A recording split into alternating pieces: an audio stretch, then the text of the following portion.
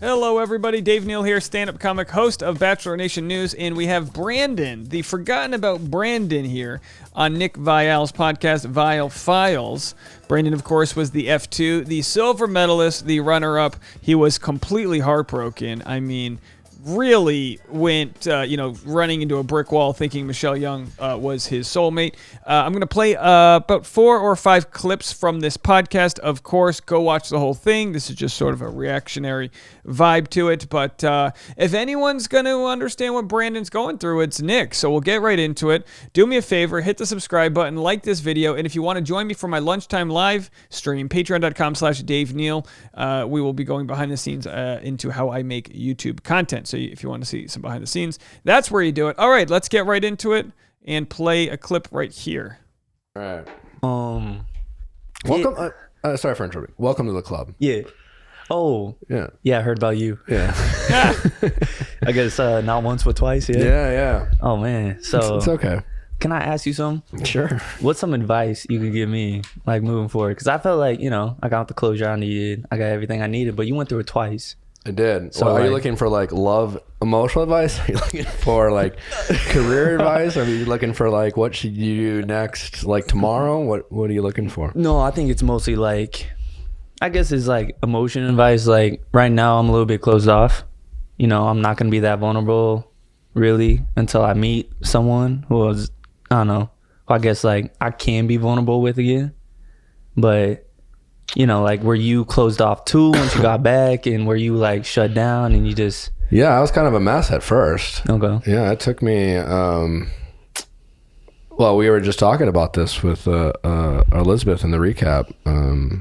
It took me until getting through the airing of the show. Mm-hmm. And I guess I'll turn it back to you. I mean, my first question is like for me, it was really hard to watch back. And I look at you and watching your journey back, and not every scene is created equal. Not every runner-up in my mind is equal. Like, this world is funny, and I think, it's really hard for everyone to process, and everyone's affected differently. So essentially what he's saying is some people get hit harder by it than others. Of course, obviously Nick gets a lot of criticism. He's got a huge fan base, and with that comes a lot of criticism. I feel like even the people that don't like Nick's way of doing things have empathized with him because he did get crushed on TV. He is one of the only people in the world that can truly understand what Brandon's going through right here. Thought process watching it back as someone who clearly had very real emotions for Michelle.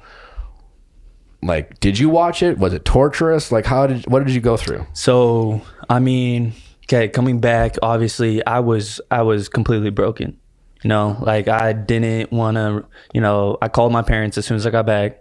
I was like, hey, I'm in the airport. I could take an Uber, but I'd rather like sit in a car with you guys. The parents are like, well, it's rush hour. How about an Uber Black? How about and just like talk out all my emotions on the drive home.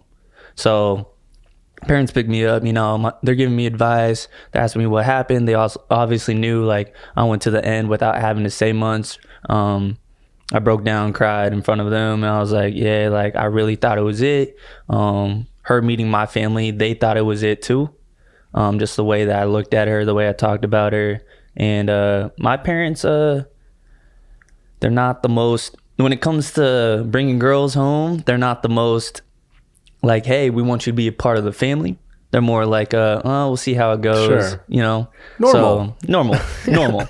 An appropriate level of like, yeah, we'll see. Yeah, and then they met Michelle, and they're like, yo, like, we have a spot open up for you. Well, that's how it works, right? That's how it works. Parents, they just don't understand. Parents, they're going to see through people that aren't secure or ready for a thing until you bring someone home who's like, that's the real deal. Lock that one down. All right, let's go to the next clip here. And again, go watch the whole thing. Next clip all here out, and then ended up being successful. So low moment. Yeah, it was a lot of working on myself. So would it be fair to say that this experience of heartbreak that you felt was one of or the lowest moment of your life? It was definitely one of the lowest moments of my life. Yeah. Definitely, that day of, because I didn't allow myself to understand. You know, I didn't allow myself. All I saw was the heartbreak, if that makes sense. Like, I didn't allow myself to understand the beauty from it. I just looked at the bad. I just looked at, you know, my life. Sure, like right afterwards. Like, yeah, like, I'm not moving to Minnesota with her, and I'm not doing this with her. I'm not starting a life. I'm not, you know, talking to her family. Yeah, talking to her family. That's where the interesting parts of a breakup come. You don't just break up with the person. You break up with their family, their friend group. It really can be heavy like that. But of course, you're going to feel those feelings, and then you're going to recover, and you're going to realize your heart can open up again. And, you know, it takes time here. My own relationship. They're saying, hey, focus on your own relationship. Focus on, you know, your own talks with Michelle. Focus on all that. And I realized that was the biggest lie that anyone's told me on the show. Wow. Because focusing on your relationship doesn't help you at all. It just numbs the pain from everything else that's going on. It worked for Nate. That makes sense. What do you mean?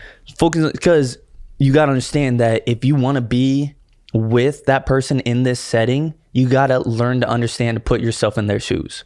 So you got to understand that I know she's going to have a great time with Nate. I know she's going to have a great time with Joe. I know she's going to have a great time with me.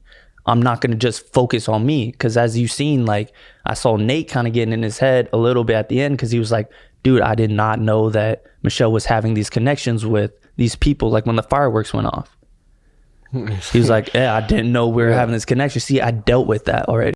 So I kind of feel like he didn't really properly communicate, which I understand what he was trying to say there. But the idea that, like, understand there's going to be other love happening and just deal with it. Whereas he put his blinders on, and it's like, all right, I think you can put your blinders on and not be oblivious to it, but not like torture yourself by, sticking your head out the window and trying to see if you catch her smooching someone else on the park. And I don't want you to answer right away. I want you to think about it for a second. Okay. Are you still hurting a little bit?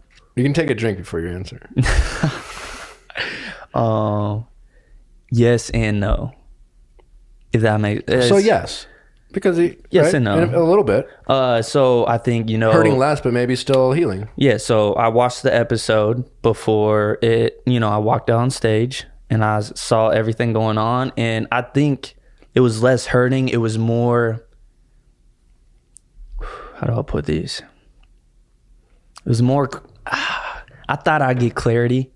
Like, I had the parents love me. I had a great time with the parents. Tonight? From the last episode. Because I'm watching this as, I know I didn't win, so I'm looking at Nate and I'm seeing, like, their connection. I'm seeing, everything going on and how that all built up. And so that was hard for you to watch. Yeah, a little bit, because I'm trying to get clarity on why she chose him.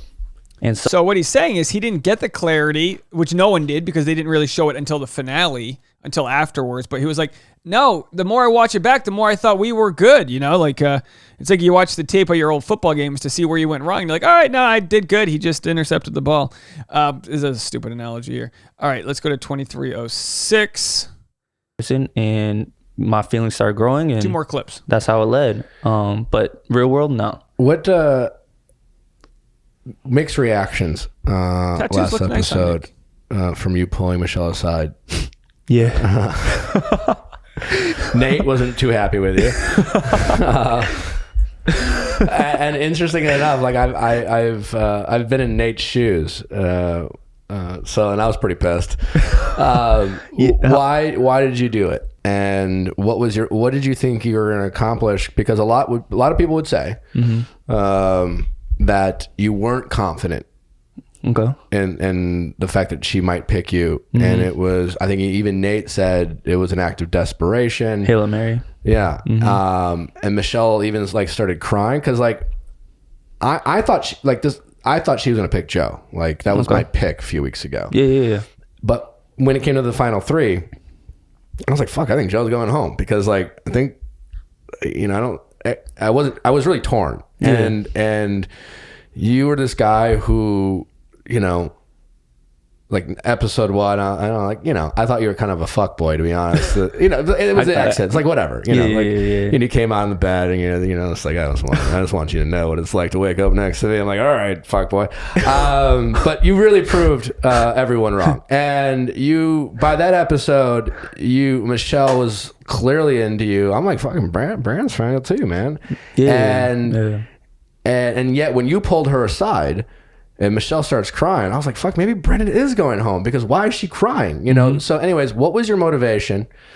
And then what were you thinking when Michelle started crying when you were sharing this? And is there anything in that conversation that didn't get to air? Because I know how that world works. What we saw was probably, 2 minutes of a 20-minute conversation. Yeah, it wasn't a 20-minute conversation. It was probably like a 5-10 minute conversation.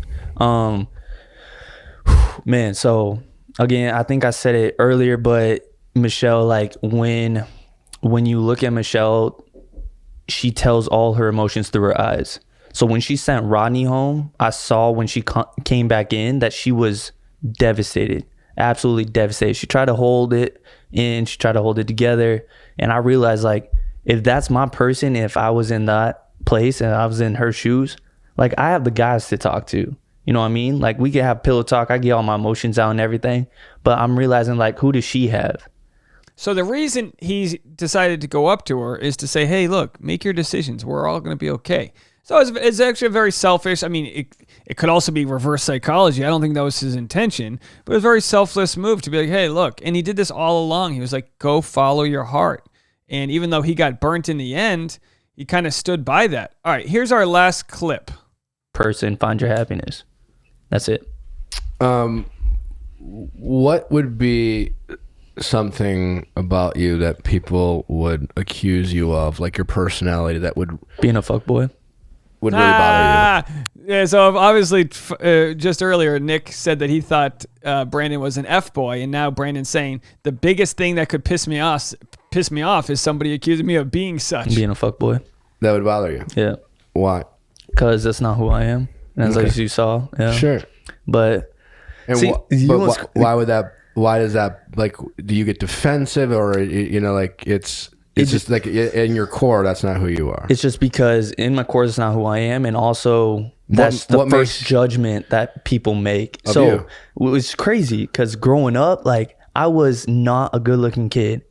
I was not a good-looking kid. I had the braces. I was the kind of like nerdy kid in school who was good at basketball, but like braces, skinny.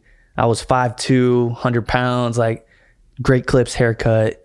Not to bash on Great Clips, but like I was not a good looking kid. All right.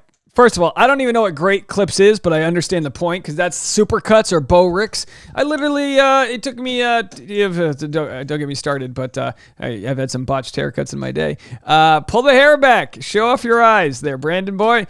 So obviously he says, look, I was an ugly duckling growing up. I wasn't the good looking kid. So just because people see him a certain way, and that's a reminder, just because we see what might be a polished product of a guy, that we project that he's an F-boy. Maybe he's a smooth talker because he grew up with a mom who knew how to hug him and taught him to express his emotions and all these things. What do we know? But of course, as we're Bachelor Nation, we jump to conclusions. Go watch the rest of that interview. It's a very good interview. I don't want to play any more. I don't want to burn any more of it, but there's a whole nother hour and plus that you didn't get to see yet. So go check that out. And of course, if you want to watch my Patreon behind the scenes videos, go to patreon.com/Dave Neal. There'll be a link below as always. And also we have the free community, Dave Neal's community on Facebook. Oh, I forgot to mention this part. Now that I got all this new software, I'm trying to make more Instagram reels. So it's essentially just a very truncated version of what I'm sharing here. If you guys want, it's literally just a 30-second clip